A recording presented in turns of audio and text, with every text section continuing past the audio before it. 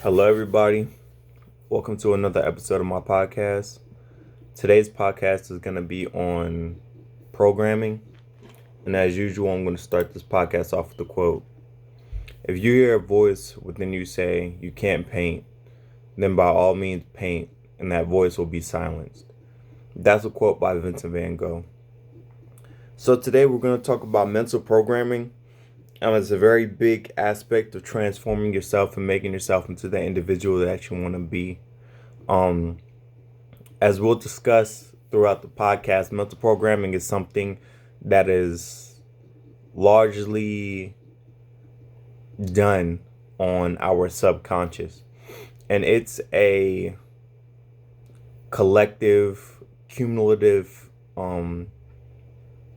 consequence of the things that we go through in our development, the things that we do on a daily basis, a lot of the inputs that we get from our interaction in society and with other people.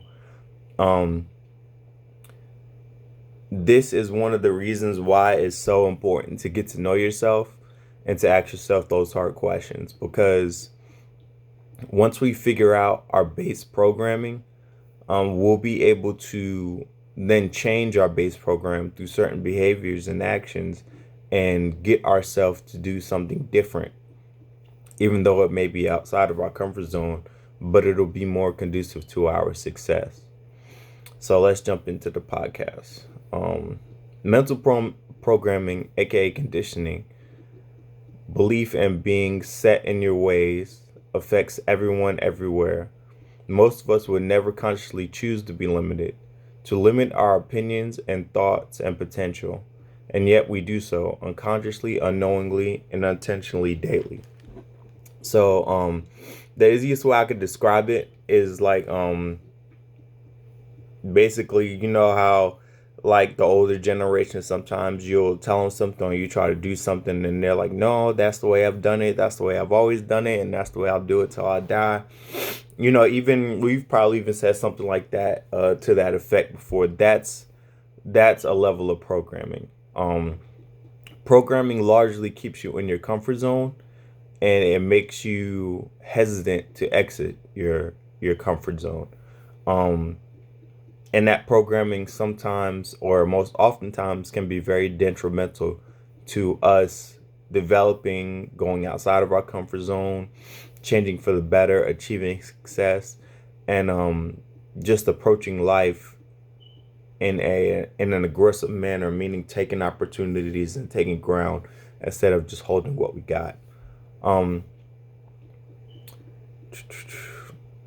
it can be good and it could be bad, but by and large, it tends to have bad effects. Um, Programming like fears, our relationship with money, our relationships with people, interactions with people, all of those things can be based on programming.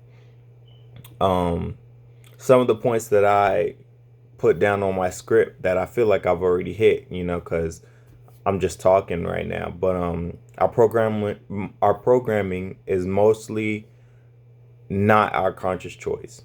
Like, we do not consciously choose, just like the definition off of Google said, we don't consciously choose to limit ourselves. Sometimes because of like fear of success or fear of what's around the corner, we'll choose to limit ourselves. But by and large, when it comes to programming is not a choice that we make um, on purpose. Like I stated earlier, it happens in the subconscious. A significant portion of our programming is not based on facts. A lot of these fears are irrational. They aren't based on a solid foundation, and that's one of the ways that you can defeat it is by shaking that foundation and saying that it's not that lie won't stand up. Um, a chunk of our programming is counterproductive. Counter programming by and large doesn't serve you, unless it's positive programming that you worked into your life on purpose in order to combat the negative programming that may serve you. But by and large, the programming that happens to us and not for us is by and large negative. Um, and lastly, we aren't aware of a big part of our programming. It happens on the subconscious.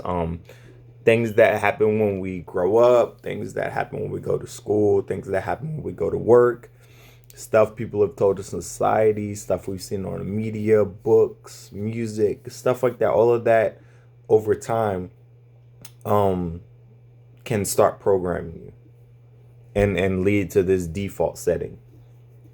Like I said, the programming controls how we think, our perception of reality, the choices we make, and may even be an aspect of the job we select or what direction we choose to go in our life. Pretty much every aspect of our life, whether we are in control or not, can be affected by programming at some level.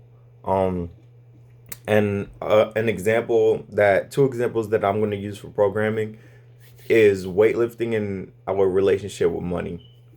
So weightlifting is a form of programming. Even though it's physical, it does have a mental aspect to it. So you are programming yourself to get up every morning or whenever you go to the gym, then lift weights.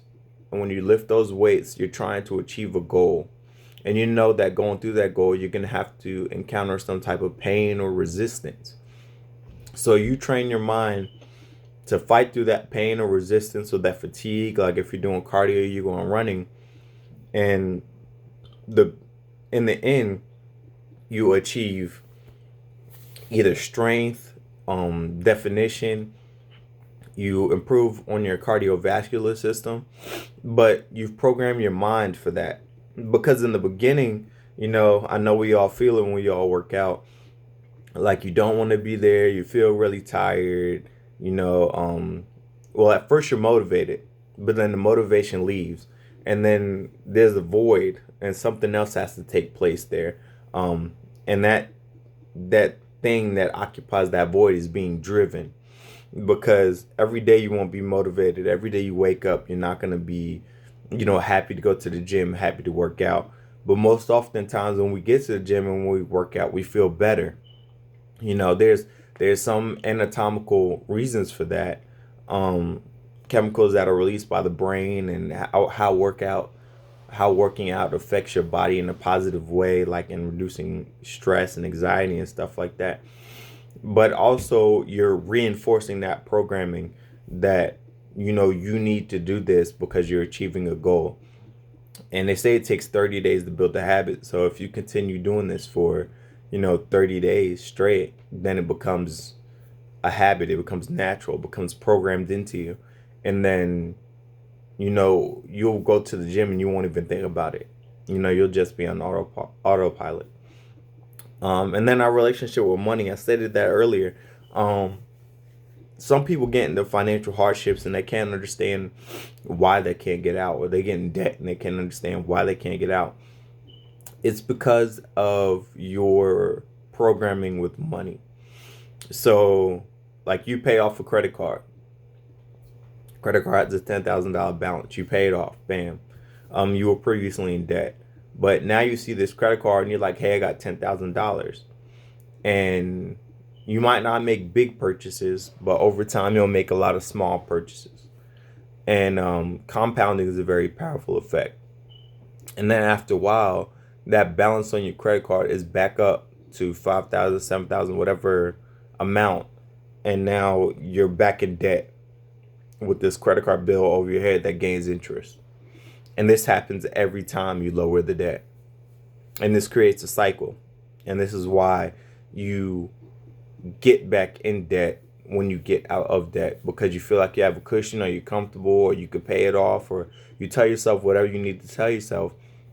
And then you incur this balance that you honestly don't have the money for, because if you're using a credit card, then you don't have that $10,000, or you may not have that $10,000. And now you have created a deficit or something that you need to contribute money to that is not in the plan. or that you may not have planned for. So those are just two examples of programming in our everyday life that we may not even think of. So again, where does your programming come from? Um, Everything in life. So the books we read, the TV shows we watch, the music we listen to, what we eat, the company we keep, our school system, the things we repeatedly tell ourselves, our inner conversation. That is a big part of programming. Um, Again, compounding is a very powerful phenomenon. So it doesn't happen overnight, or it doesn't happen in 1 or 2 days or anything like that. It happens over time. So if you're constantly listening to the type of music that tells you negative things, or if you're constantly reading the type of books or listening to media that always force feeds you bad things, or anything that doesn't serve you or what you're trying to do, then that stuff over time is going to compound, and then the result of that compounding is going to be programming, and that programming is either going to serve you or not serve you, based on your perception of reality. And if we don't identify that programming, or identify those things that we have in our life that's not serving us, that's feeding us that negative narrative, then this programming can be very detrimental to our goals and what we're trying to do. So the next part of what we're going to discuss, I obtained the information from research I did on the Idea, Vision, Action website. This just goes a little bit deeper into programming, and it talks about, just some of the minutiae surrounding programming. So in order to update our programming, we need to take 2 steps. We need to become aware of the programming that are neither productive nor fact-based, and that we need to replace them with productive and fact-based programs. So this is talking about how we can fight the negative programming. We need to become aware of it, which is asking ourselves those hard questions, facing our inner demons, and just getting critical of ourselves. Being honest with ourselves, which can sometimes be hard. And then we need to replace them with fact-based programming. And fact-based programming is just, reading self-help books, talking to positive people, mentors in your life, weightlifting, doing things like that, taking actions that are consecutive and are intentional. And the goal is to reprogram yourself. You knowingly take these steps and these actions. So there are multiple ways to become aware of your programming, and they give us 3. So the first one is you can learn what you know and what you don't know. A good portion of our programming resides on unconscious levels of our psyche. Some of it is inherited via genetic material. Some of it is internalized or concluded at the unconscious level. You will be amazed if you learn what kind of irrational biases are residing in your psyche and affecting your thoughts and actions. So we never know what we don't know. That's why we read. But, when it comes to ourselves, reflection is, it can be a very painful and scary process. We don't know, because this stuff largely happens on the unconscious level. We don't know what bad habits we picked up from our parents that is generational. Our parents watched their parents do it, their parents watched their parents do it, and it's just cycling a behavior that doesn't serve anybody. And the same pitfalls and hardships that your family faced, you're now facing, because you're stuck in this cycle of bad decisions, and it's just habits, behaviors that you may have picked up unconsciously and has become programming. And then in turn, you may be passing it down to your children. So that's why it's important that we learn about ourselves and we dig deep, ask ourselves those tough questions, journal, write them out, and then, we go from there. We create a plan to make ourselves decisive. Number 2 is affirmations, which is something I love. I'm big on affirmations. Affirmation is a goal stated in a positive sentence using the first person and present tense. If you don't want to be overweight anymore, you can formulate your goal as I am fit. Affirmations are only useful when they are repeated over time and spoken or written. Again, this is the power of compounding. You don't say or write down an affirmation once and think that it's going to happen. This is something that's going to take time, and that you're going to need to do repeatedly. What I would advise that you do is you create some type of morning routine, and in that morning routine, you carve the time out of your day to sit down in a quiet place and repeat these affirmations. It could be affirmations on YouTube. It could be affirmations that you've written down, specific in relationship to yourself and your situation. But this is something that we need to do definitely daily, because if you just do it here and there, you don't build that consistency. You don't compound. And also, going back to previous podcasts, the law of attraction, like attracts like. So if you vibrate those things or give off that energy will come back to you. You will welcome those things into your life. And the third thing to give us is experimentation. If you feel courageous, you can take direct action instead of writing down your affirmations. If your affirmation is to become a good public speaker, take public speaking challenges. Just like the writing exercise above, your conscious programming will come up during the preparation and delivery of your public speech. Write them down as they come up. So this is more of a, aggressive approach. I would still write down and use affirmations because I feel affirmations are a very large part of us conquering our goal and becoming, who we are, and battling our programming. But again, this is kind of the jumping in the water to teach yourself how to swim method. So if you're out of shape, instead of sitting around saying like I am fit, I am fit, I am fit, saying that affirmation in conjunction with going to the gym, changing up your diet plan, researching the information and stuff like that, building your life or your mentality around the lifestyle that you want to achieve will help you get to that goal faster. So it's not a either or type thing. It's a more in conjunction with. So use affirmations, but if you have the ability, and the courage to do it at this point in time, then step up and jump into your goal, 100%. If you're just like the example said, if you're scared of public speaking, then take a public speaking class and look for venues where you can get up in front of people and you can talk. Just go out. I mean, nothing beats a failure but a try. So I mean, what are you gonna do? You can't be scared all your life. You can't be indecisive all your life, or else you're not gonna change. You have to. At some point in time, you're gonna have to leave the nest. At some point in time, you're gonna have to ask yourself these hard questions. And at some point in time, you're gonna have to come face to face with your programming. That's just the way it is. So then the article on the website goes on to talk about how you replace your limiting programs with empowering ones. In some cases, it's sufficient to become aware of an unproductive program to neutralize its effects. In other cases, it takes more effort than that.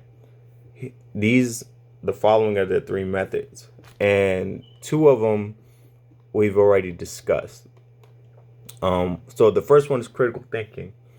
Critical thinking is the first step to replace your limiting programs. Ask yourself the following questions. Is this program fact-based or fiction? Does this program serve me or does it limit me? Are there examples against this program?